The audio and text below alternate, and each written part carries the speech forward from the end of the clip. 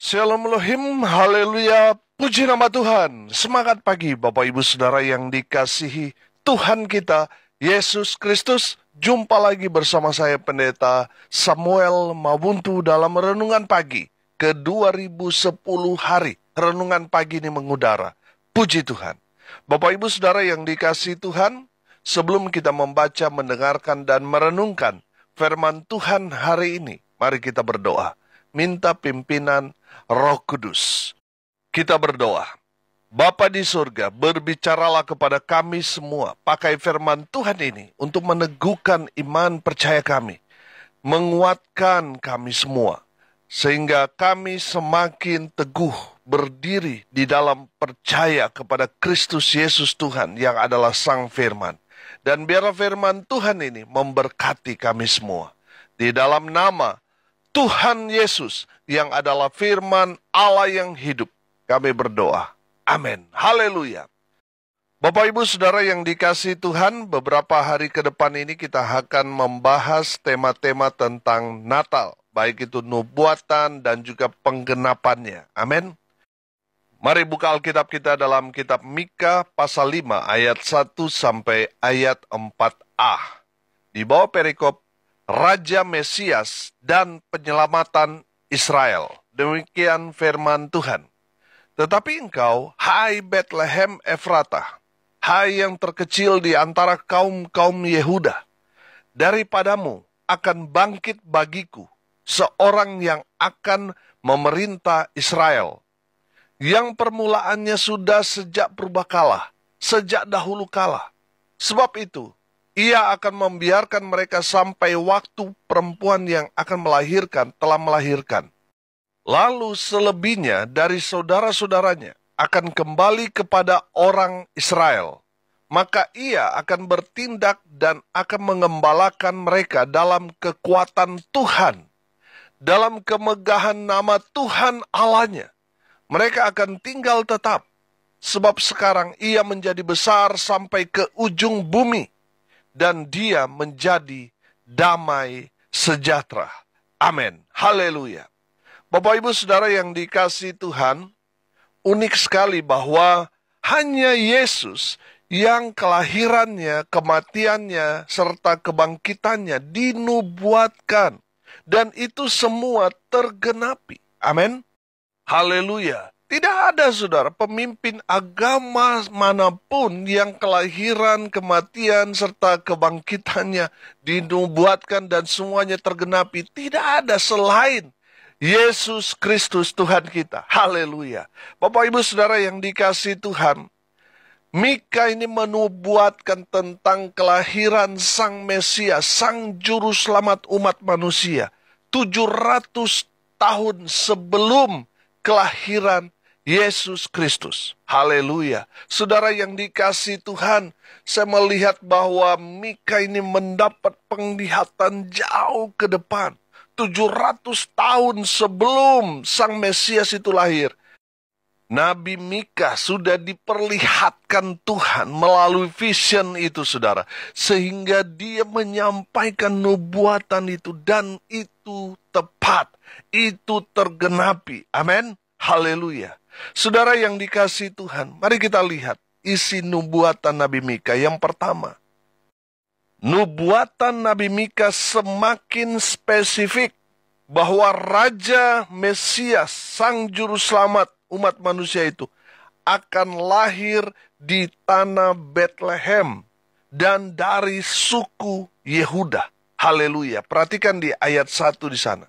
Tetapi engkau, hai Bethlehem Efratah, hai yang terkecil di antara kaum-kaum Yehuda, daripadamu akan bangkit bagiku seorang yang akan memerintah Israel, yang permulaannya sudah sejak purbakala, sejak dahulu kala. Amin. Haleluya. Bapak Ibu Saudara yang diberkati Tuhan, kalau kita melihat dengan seksama bahwa Nabi Mika sudah melihat bahwa yang lahir nanti di Bethlehem, dia bukanlah manusia biasa, dia bukan raja biasa, tetapi dia telah ada sejak purbakala, artinya dia adalah raja yang kekal. Dia adalah juru selamat umat manusia. Dia adalah raja yang sangat berkuasa. Dia adalah Tuhan yang datang ke dalam dunia ini untuk menyelamatkan umatnya. Haleluya. Bapak Ibu Saudara yang dikasihi Tuhan, bukti bahwa yang lahir itu adalah raja di atas segala raja. Sudah perhatikan bahwa kelahiran Yesus ada yang datang 3 orang Majus. 3 orang Majus itu adalah raja-raja, saudara. Mereka datang membawa sesembahan, membawa persembahan mereka. Mereka bersujud berlutut menyembah Sang Bayi Natal karena mereka tahu yang lahir itu adalah raja di atas segala raja. Haleluya. Bapak Ibu Saudara yang dikasihi Tuhan, yang pertama kita melihat di sini bahwa nubuatan Nabi Mika semakin spesifik. Baik itu tempat yang dia akan lahir dan status dia, bahwa dia itu sudah ada sejak dahulu kala. Artinya dia tidak lain tidak bukan adalah raja di atas segala raja. Dia adalah Allah Israel itu sendiri yang datang ke dunia menjelma menjadi manusia. Makanya saudara yang dikasihi Tuhan, 3 orang Majus itu datang berlutut membawa sesembahan mereka kepada Sang Bayi Natal. Karena mereka tahu Bayi Natal itu adalah Raja kekal. Haleluya. Bapak Ibu Saudara yang dikasihi Tuhan.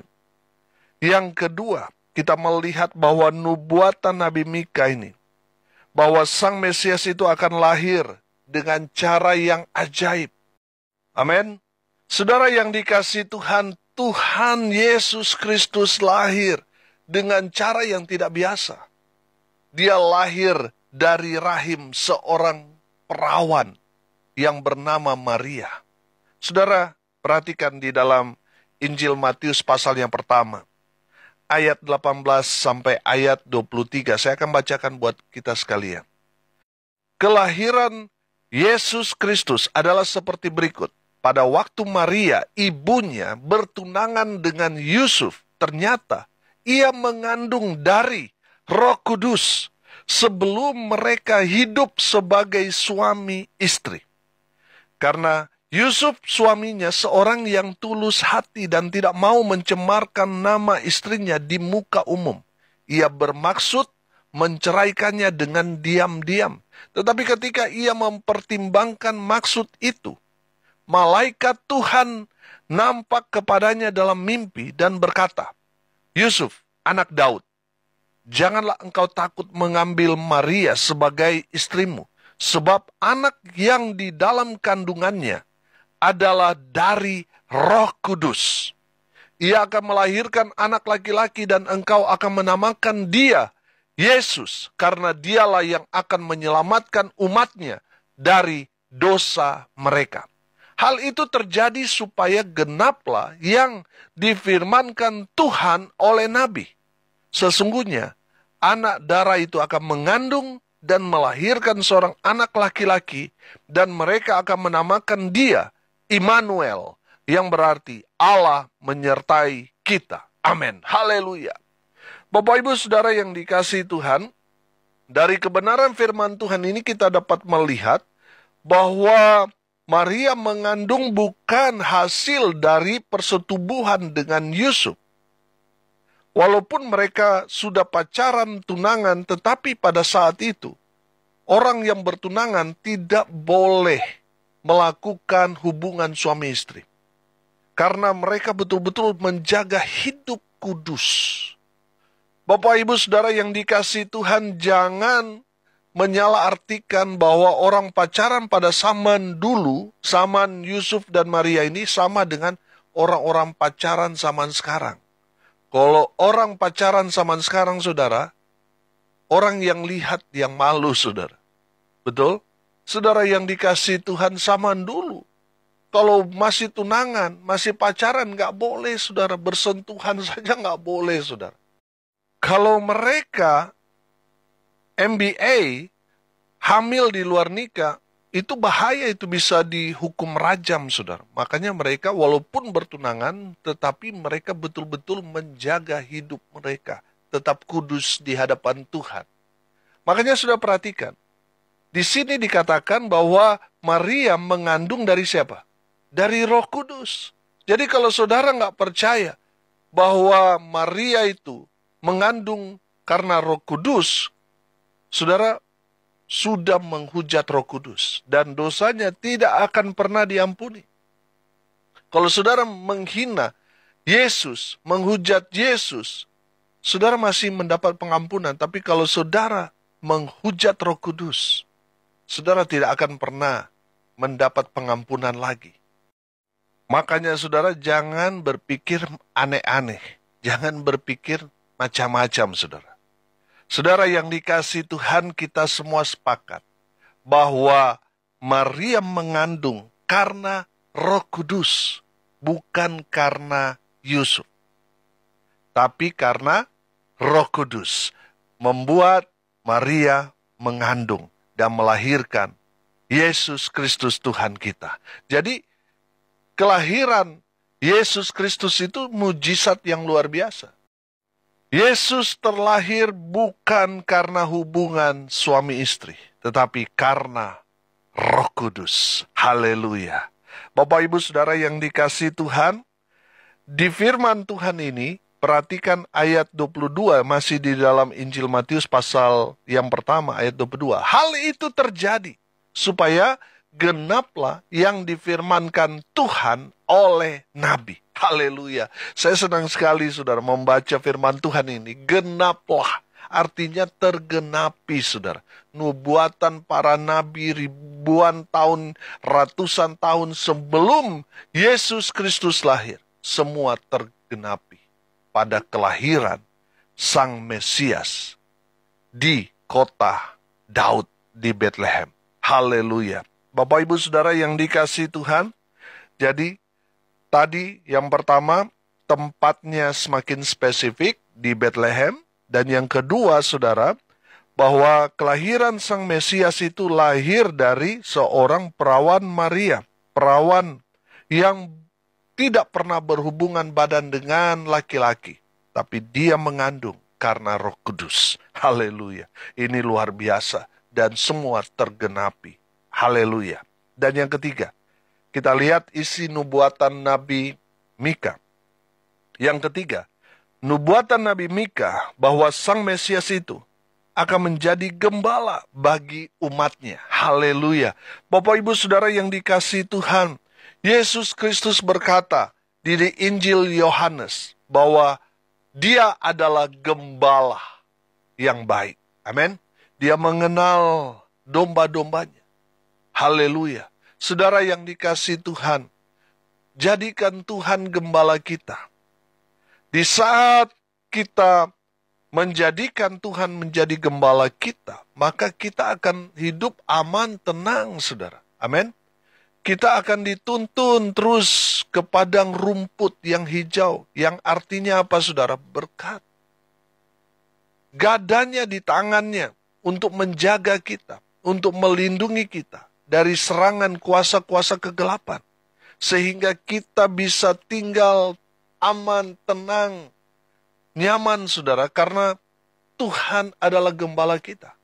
Tuhan yang akan menjaga, melindungi, dan memelihara, serta menyelamatkan saudara dan saya. Amin.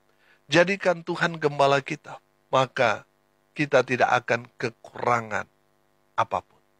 Sebab Tuhan sudah sediakan buat kita umatnya, yang adalah gambaran domba-domba Tuhan. Haleluya. Bapak Ibu Saudara, kalau kita merujuk dalam Injil Yohanes pasal 10 tentang gembala yang baik, di sana ditulis, saudara, bahwa gembala yang baik, gembala itu mengenal domba-dombanya, dan domba-dombanya itu mengenal suara gembalanya. Amin. Jadi saudara yang dikasihi Tuhan, secara teologis, secara alkitabiah bahwa gembala harus mengenal domba-dombanya, baik namanya, pergumulan dari jemaatnya. Dia harus tahu, saudara. Jangan sampai saudara nggak kenal si A, si B. Nah, ini tidak alkitabiah ini. Bapak Ibu Saudara yang dikasihi Tuhan, di dalam kebenaran firman Tuhan ini, Mika berkata bahwa dia akan menjadi gembala bagi umatnya. Di ayatnya yang ketiga di sana, perhatikan. Maka ia akan bertindak dan akan mengembalakan mereka dalam kekuatan Tuhan. Dalam kemegahan nama Tuhan Allahnya, mereka akan tinggal tetap. Sebab sekarang ia menjadi besar sampai ke ujung bumi. Dan dia menjadi damai sejahtera. Haleluya. Bapak Ibu Saudara yang dikasihi Tuhan, kalau kita digembalakan gembala agung kita, yaitu Yesus Kristus Tuhan, kita aman, kita tenang, kita hidup damai sejahtera dan pasti selamat. Saudara yang dikasihi Tuhan, pastikan saudara menjadi domba yang dengar-dengaran. Amin. Saudara yang dikasihi Tuhan, ketika kita menjadi domba yang mengenal gembala kita, yang mendengar suara gembala kita, maka kita akan hidup tenang, hidup berkemenangan, hidup pada akhirnya senang, saudara. Amin. Dan luar biasanya, saudara, di dalam kebenaran firman Tuhan tadi di sana dikatakan, dan dia menjadi damai sejahtera. Artinya apa, saudara? Dia akan mendamaikan kita dengan Tuhan, dan dia memberkati kita dengan sejahtera. Bukan hanya di bumi, tetapi di surga. Dia memberikan kepada kita kehidupan yang kekal. Haleluya. Bapak Ibu Saudara yang diberkati Tuhan, hari ini kita belajar tentang nubuatan kelahiran Sang Mesias.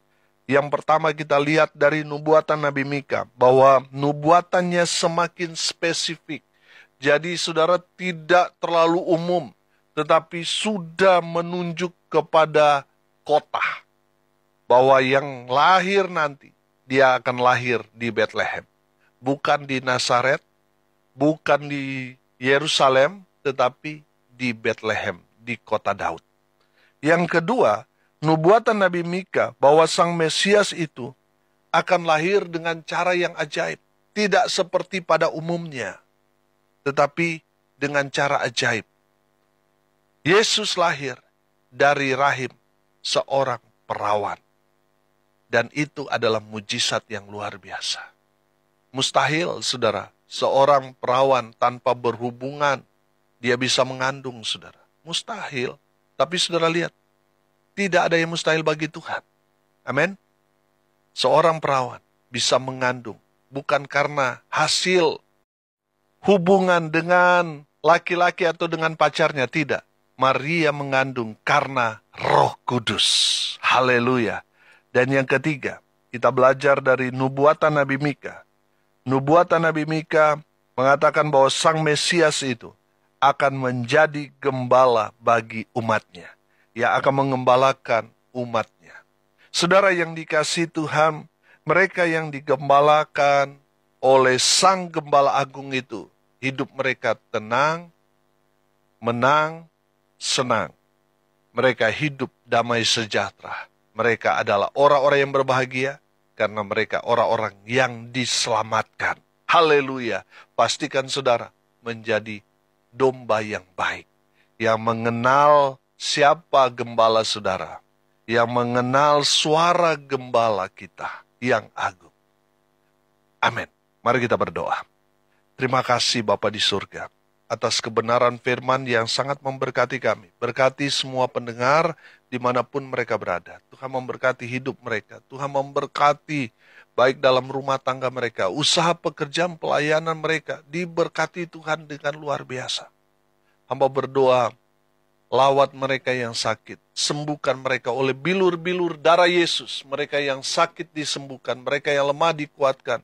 Hibur mereka yang berduka cita dan memberkati mereka yang hari ini berulang tahun. Hamba berdoa biarlah berkat Tuhan dari surga turun memenuhi semua pendengar. Bapak Ibu Saudara yang dikasihi Tuhan, arahkanlah hatimu dan terimalah berkat dari Tuhan Yesus. Tuhan memberkati engkau dan melindungi engkau. Tuhan menyinari engkau dengan wajahnya dan memberi engkau kasih karunia. Tuhan menghadapkan wajahnya kepadamu dan memberi engkau damai sejahtera. Di dalam nama Tuhan Yesus, sumber segala berkat. Bapak Ibu Saudara yang percaya, diberkati Tuhan, katakan amin. Puji Tuhan. Bapak Ibu Saudara yang dikasihi Tuhan, kalau saudara merasa diberkati melalui renungan pagi ini, bagikan juga kepada saudara-saudara yang lain. Supaya mereka juga diberkati, karena untuk itulah kita dipanggil untuk jadi berkat. Salam kasih dari Bali, saya Pendeta Samuel Mabuntu. Sampai jumpa besok pagi. Tuhan Yesus memberkati kita semua. Haleluya!